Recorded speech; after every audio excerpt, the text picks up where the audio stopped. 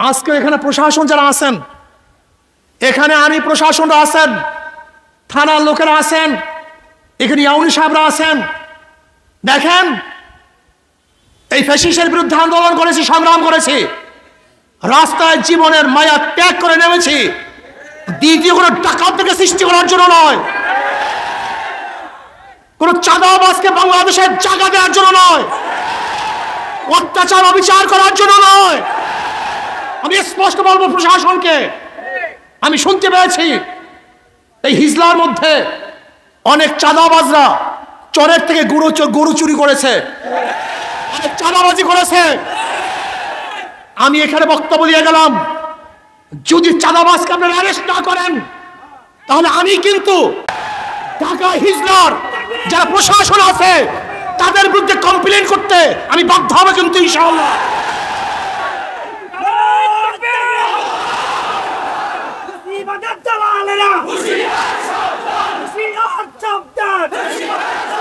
আমি প্রশাসনকে বলবো, আপনারা আমাদেরকে চিনতে ভুল করিয়েন না। আমরা কাউকে ভয় করে কোনোদিন কথা বলি নাই। যখন শেখ হাসিনার প্রচন্ড দাপট ছিল, শক্তি ছিল, তখন রাজপথে আঙ্গুল ধুলিয়ে তার বিরুদ্ধে কথা বলেছি। এই জীবনের মায়া ত্যাগ করে তারপর রাস্তায় নেমেছি। আন্দোলন করবো আমরা, সংগ্রাম করবো আমরা, জীবন দেবো আমরা, পঙ্গু হবো আমরা, আর ডাকাত এবং চুরি করবো তোমরা। এটা সহ্য হবে না, করবো না ইনশাআল্লাহ।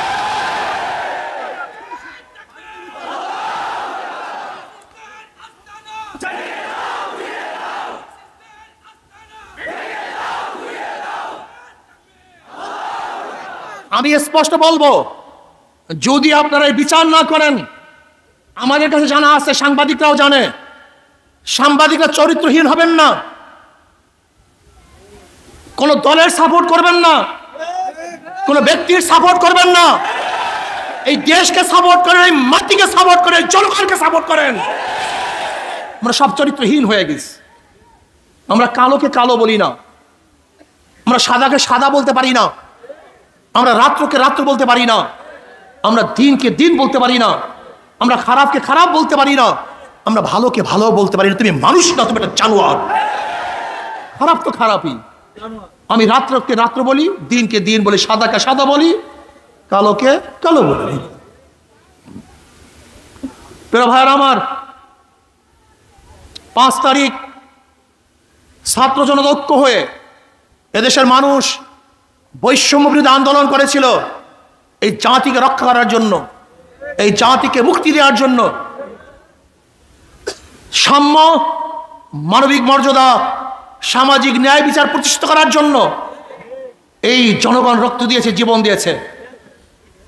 জনগণ গায়েবী মামলা থেকে বাঁচার জন্য রক্ত দিয়েছিল, জনগণ আয়না ঘর থেকে বাঁচার জন্য রক্ত দিয়েছিল, জনগণ আর ক্ষুধার্ত থাকতে চায় না, জনগণ মিথ্যা মামলার আসামি হতে চায় না, জনগণ আর রক্ত ঝরাতে চায় না, আমাদের মা বোনেরা ধর্ষিত হতে চান না, আমাদের মা বোনেরা চান না তাদের চেহারার মধ্যে এসিড নিক্ষেপ করে দগ্ধ করা হোক, আমাদের মা বোনেরা চান না ধর্ষণ করার পরে তাদের হত্যা করা হোক, আমার মা বোনেরা চান না তাদের ইজ্জত হানি করা হোক, আমার যুবকরা চান না বেকার থাকতে, আমার গরিবরা চান না ক্ষুধার্ত অবস্থায় থাকতে, বস্ত্রহীনরা চান না বস্ত্রহীন অবস্থায় থাকতে, গৃহহীনরা চান না খোলা আকাশের নিচে ঘুমাতে।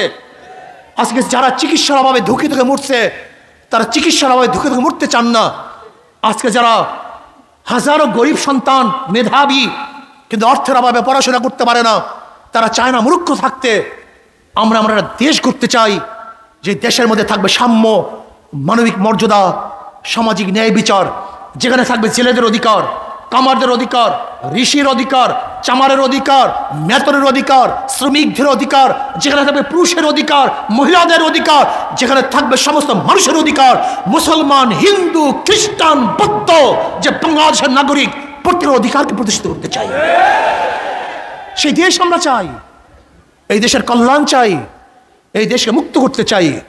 কিন্তু বুঝতে আমি সমস্ত জনগণকে বলবো, আজকে বাংলাদেশ স্বাধীন হয়েছে 53 বছর, অথচ সিঙ্গাপুর, মালয়েশিয়া সহ এই দেশগুলি একই সাথে স্বাধীন হয়েছিল। তাদের স্বাধীনতার বয়স একই টাইম, অথচ কোথায় সিঙ্গাপুর আর কোথায় বাংলাদেশ, কোথায় মালয়েশিয়া আর কোথায় বাংলাদেশের কারণটা কি? এর কারণটা কি? আমার যুবক বাবারা খুব ভালো মতো বোঝার চেষ্টা করো। মেধাকে কাজে লাগাও, জোয়ারে গাও ভাসাবা না, গরুর পালের মতো চলবা না। আল্লাহ তোমাকে গরু বানান নাই, মহিষ বানান নাই। আল্লাহ তোমাকে বিবেক দান করছেন, মেধা দান করছেন। তুমি মেধা দিয়ে কেন চিন্তা করবা না? এর কারণটা কোথায়? আজকে 53 বছর পর্যন্ত যারা ক্ষমতায় ছিল তারা জনগণের জন্য আইন প্রণয়ন করে নাই। সরকারে কিভাবে টিকে থাকবে, দল বলকে কিভাবে আঙ্গুল ফুলিয়ে কলাগাছ বানাবে এবং বটগাছ বানাবে, তারা সেই প্ল্যান করেছে। জনগণকে কিভাবে নির্যাতন করবে, নিপীড়ন করবে, জেলের মধ্যে ঢুকাবে, অবৈধভাবে তাদেরকে ফাঁসিতে ঝুলাবে, সেই আইন করা হয়েছে। কিন্তু জনগণের মুক্তির কোনো আইন করে নেই। দেখবেন যত প্রশাসনকে তারা পদায়ন করেছে, প্রশাসনকে হাজার জিনিস তারা দিয়েছে, এর কারণটা কোথায়? শুধু সরকারি টিকে থাকার জন্য, জনগণের জন্য বাজেট করে নেই, তার প্রশাসনের জন্য বাজেট করেছে। তার প্রশাসনকে অনেক উন্নয়ন করেছে, উন্নতি করেছে, কিন্তু জনগণকে উন্নতি করে নেই। তুমি দেখেছো কত পদায়ন? সচিব এতজন, এডিশনাল সচিব এতজন, যুগ্ম সচিব এতজন, আবার সিনিয়র সচিব এতজন, শুধু বর্ধিত করছে এদের কোঠা। কিসের জন্য? সরকার টিকে থাকার জন্য। কিন্তু জনগণের পেটের অবস্থা কি, বস্ত্রের অবস্থা কি, বাসস্থানের অবস্থা কি, শিক্ষার অবস্থা কি, চিকিৎসার অবস্থা কি? আমি তো চ্যালেঞ্জ দিয়ে বলতে পারবো, আজকে এই হিজলার মধ্যে এমন একটা হসপিটাল নাই সেই হসপিটালে একজন মানুষ সব চিকিৎসা দিতে পারে, আবার সব পরীক্ষা করতে পারে, এরকম হসপিটাল মনে হয় এই হিজলার মধ্যে নেই। তার মানেটা কি? 53 বছরে হিজলায় একটা হসপিটাল হতে পারে নাই। 53 বছরে হিজলায় এমন একটা প্রতিষ্ঠান হতে পারে নাই যে প্রতিষ্ঠানটায় সমস্ত ছাত্র পড়বে, ছাত্রীরা পড়বে আলাদাভাবে, তাদের প্রতিষ্ঠান হবে, বড় বড় ডিগ্রি গ্রহণ করবে, বড় বড় উচ্চ শিক্ষিত হবে। সেই প্রতিষ্ঠান কি হিজলায় আছে? কেন 53 বছরে নেই? কারণটা কি? এর কারণটা কোথায়?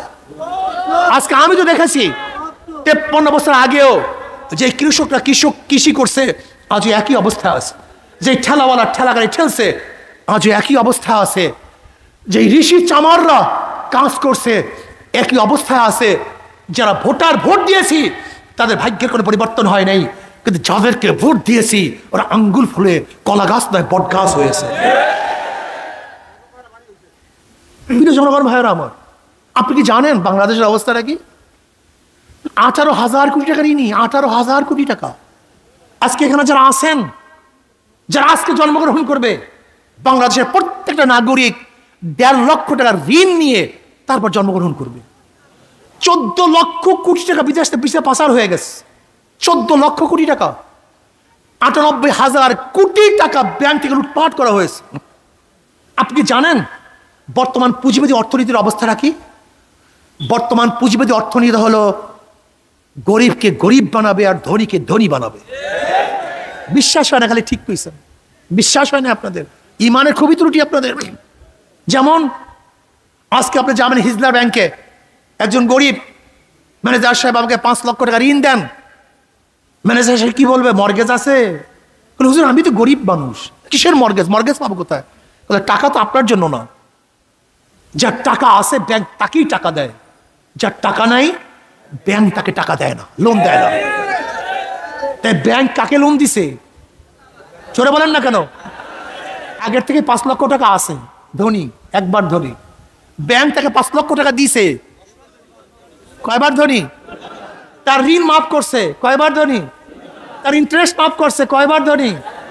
তাই ধনীকে বর্তমান পুঁজিবাদী অর্থনীতি 4 বার ধনী বানায়। আর এই গরিব যারা আছেন না, যাদেরকে সিল দেন আর জিন্দাবাদ জিন্দাবাদ করেন, এই গরিবের পেটের মধ্যে 5টা লাথি। 5 লক্ষ টাকা আগের থেকে নাই 1 লাথি। ব্যাংক তাকে 5 লক্ষ টাকা দেয় নাই 2 লাথি। তার ঋণ মাফ হয় নাই 3 লাথি। তার ইন্টারেস্ট মাফ হয় নাই 4 লাথি। আর যেই বড় লোককে টাকা মাফ করা হয়েছে, ওই টাকা যদি বাংলাদেশ ব্যাংকে থাকতো, বাংলাদেশের নাগরিক হিসাবে তার অংশীয় ওই গরিব ছিল, বড়লোকদেরকে মাফ করার কারণে গরিবের পেটের মধ্যে কয় লাত্তি? আর এক লাত্তি, মোট 5টা। গরিব 5 বার গরিব হয় আর বড়লোক 4 বার ধনী হয়। এর জন্য বর্তমান পুঁজিবাদী অর্থনীতি ধনীকে ধনী বানায়, গরিবকে। আপনি জানেন গোটা বাংলাদেশের টাকা কাদের কাছে? কয়জনের কাছে? মাত্র 20-25 ফ্যামিলির কাছে। মাত্র 20-25 ফ্যামিলির কাছে গোটা বাংলাদেশের অর্থনীতি, গোটা বাংলাদেশের টাকা মাত্র 20-25 ফ্যামিলির কাছে। আজকে যদি বাংলাদেশের পাচারকৃত টাকা 14 লক্ষ কোটি টাকা আমরা এই গরিবদের মধ্যে বিলি করতে পারতাম, বন্টন করতে পারতাম, আমি বিশ্বাস করি বাংলাদেশে সমস্ত গরিবরা দরিদ্র সীমার উপরে চলে যেত। ও গরিব কপাল পোড়ার গোষ্ঠী, মনে খুব ব্যথা। ইসলাম আসছে গরিবদের জন্য, ইসলামের গোটা অর্থনীতি গরিবদের জন্য। জাকাত কাদের জন্য? ওসর কাদের জন্য? সদকা কাদের জন্য? ফিতরা কাদের জন্য? মানত কাদের জন্য? দান কাদের জন্য? ইসলামের গোটা অর্থনীতি গরিবদের জন্য। অথচ কপাল পরা গরিব ইসলাম পছন্দ করে না, টাকা চোর লুচ্চা বদমাশদেরকে পছন্দ করে। আল্লাহ পাক কালামে পাকের মধ্যে ফরমান, ইন্নাল্লাহা লা ইগাইয়িরু মা বিকওমিন হাত্তা ইগাইয়িরু মা বিআনফুসিহিম। মানুষ যতক্ষণ পর্যন্ত নিজের ভাগ্যের পরিবর্তন নিজে না করে ততক্ষণ পর্যন্ত আল্লাহ পাক এই জাতির ভাগ্যের পরিবর্তন করেন না। আমরা নেমেছি রাস্তায়, আল্লাহ পাক আমাদের ভাগ্য পরিবর্তন করে দিয়েছেন। ঠিক আপনারা আপনাদের ভাগ্য পরিবর্তন করার জন্য চেষ্টা করেন। 5 তারিখের পরে যারা লুট করছে, যারা গুম করছে, চাঁদাবাজি করছে, চুরি করছে, ডাকাতি করছে, ওদেরকে আর আমরা ক্ষমতায় আসতে দেব না ইনশাআল্লাহ। কি রাজি আছেন ইনশাআল্লাহ? ভাইয়ের আমার,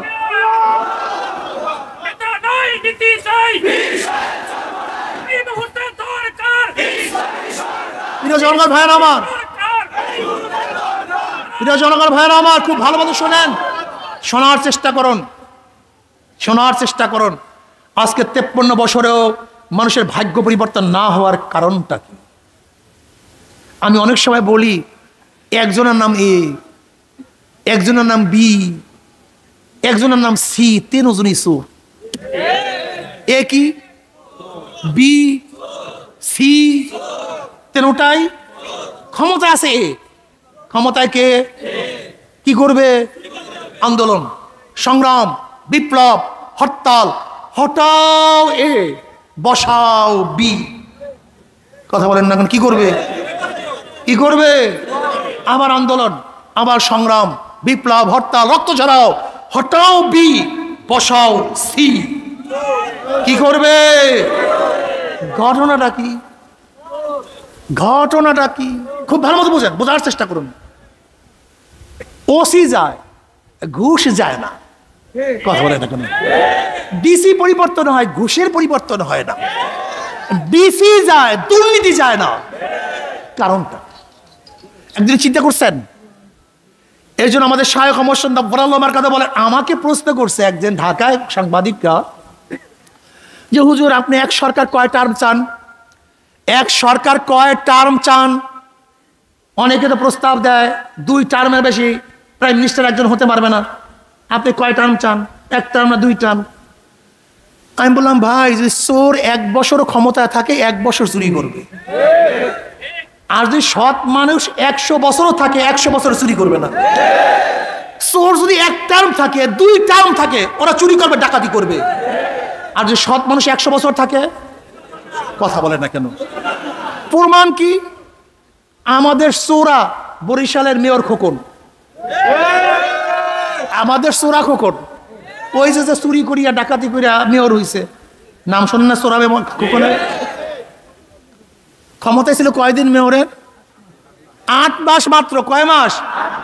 পত্রিকায় দেখছেন চুরি করছে কত? 100 কোটি টাকা মাত্র 8 মাসে। তাও ভালো চোর এখন হইতে পারে নাই, রাস্তাঘাট চেনে নাই, দোকানদার চেনে নাই এখন পর্যন্ত। কথা বল, নতুন তো, নতুন চোর তো পুরাপুরি ঠিক পায় না কোন দরজা দিয়ে কোন জায়গায় চুরি আছে, কোন জায়গায় হাতটা দিলে বেশি পাবো।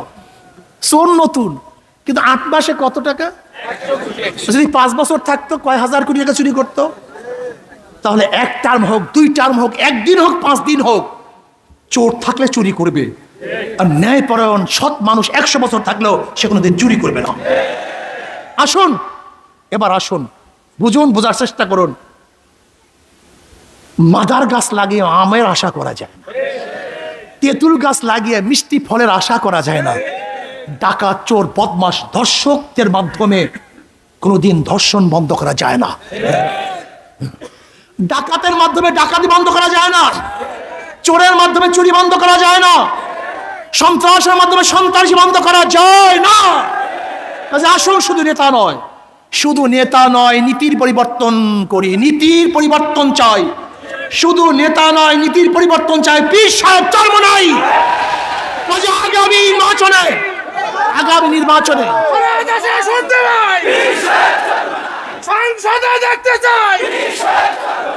আমার যুবক বাবারা, আমার মুরব্বী বাবারা, আমার পর্দালা জ্ঞানী মা বোনেরা, জনগণ ঐক্য হন। কারণটা কি? ওরা তো কিছু কুকুর পালে, যেমন কুকুরকে কিছু দিলে কুকুরে হুঁশ থাকে না, ঠিক ওরা এরকম কুকুর পেলে কিছু কিছু মানুষদেরকে অত্যাচার করে, বিচার করে, ভয় দেখায়। কিন্তু জনগণ যদি ঐক্য হয়, কুকুর আর টিকতে পারে না। আপনারা ঐক্য হন, জনগণ ঐক্য হন, ভোটার ঐক্য হন, জনগণ ঐক্য হন, ভোটার ঐক্য হন, জনগণ ঐক্য হন।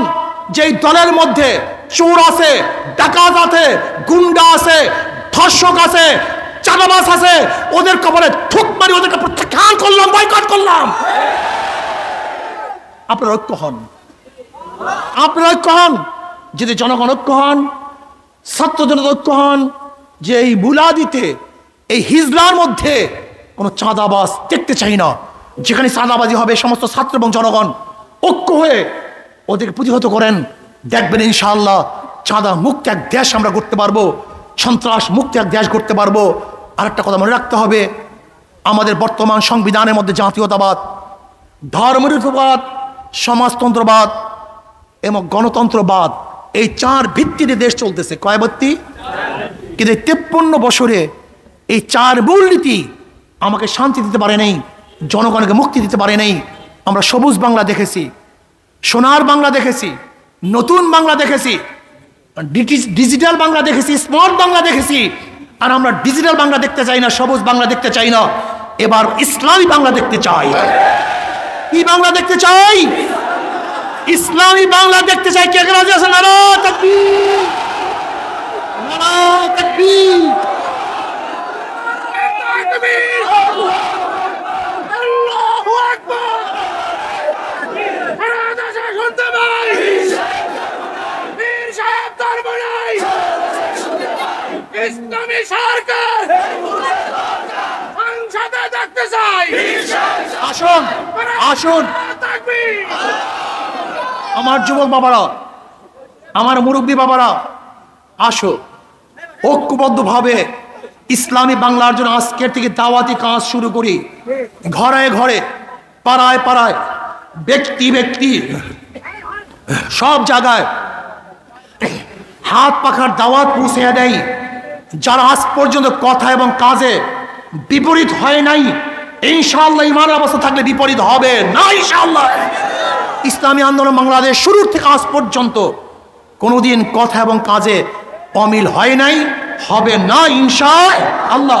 কাজে আসুন আমরা সম্মিলিতভাবে আল্লাহর জমিন, আল্লাহর হুকুমাত কায়েম করার জন্য, ইসলাম হুকুমাত কায়েম করার জন্য হাত পাকায় ভোট দেই, ইসলামী আন্দোলন ঐক্যবদ্ধ হই।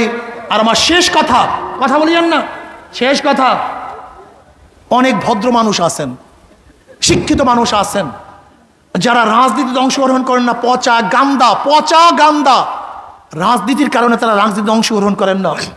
আমি ওই সমস্ত ভাইদেরকে বলবো, আমার পর্দালে মাদেরকে বলবো, আপনার মতো ভালো লোকগুলি রাজনীতি না আসার কারণে ডাকাতরা এখানে স্থান নিয়েছে, চোরেরা এখানে স্থান নিয়েছে, ধর্ষকরা এটা দখল করেছে। আপনার মতো ভালো লোক যখন এখানে আসবে, তখন ডাকাত চোরেরা এখানে থাকতে পারবে না ইনশাআল্লাহ। আজকে থেকে আমি বলবো, সেই ভালো লোকগুলি ইসলামী আন্দোলনে অংশগ্রহণ করুন। আসুন আমরা সবাই একই সাথে কাঁধে কাঁধ মিলিয়ে ইসলাম হুকুমাত কায়েম করার জন্য, দুনিয়াতে মুক্তি, আখিরাতে শান্তি পাওয়ার জন্য আল্লাহ পাক আমাকে এবং আমাদের সবাইকে একই সাথে কাজ করার তৌফিক দান করেন। আপনার এই বৃষ্টির মধ্যে কাদার মধ্যেও সব কিছু উপেক্ষা করে এখানে আসছেন। আমার বিশ্বাস যদি হিজলার লোক সব একত্রিত হন তাহলে অবশ্যই ইনশাআল্লাহ এদেশে কলেমার পথে উড্ডয়ন হবেই হবে ইনশাআল্লাহ। আল্লাহ আমাকে আমাদের সবাইকে একই সাথে কাজ করার তৌফিক দান করেন।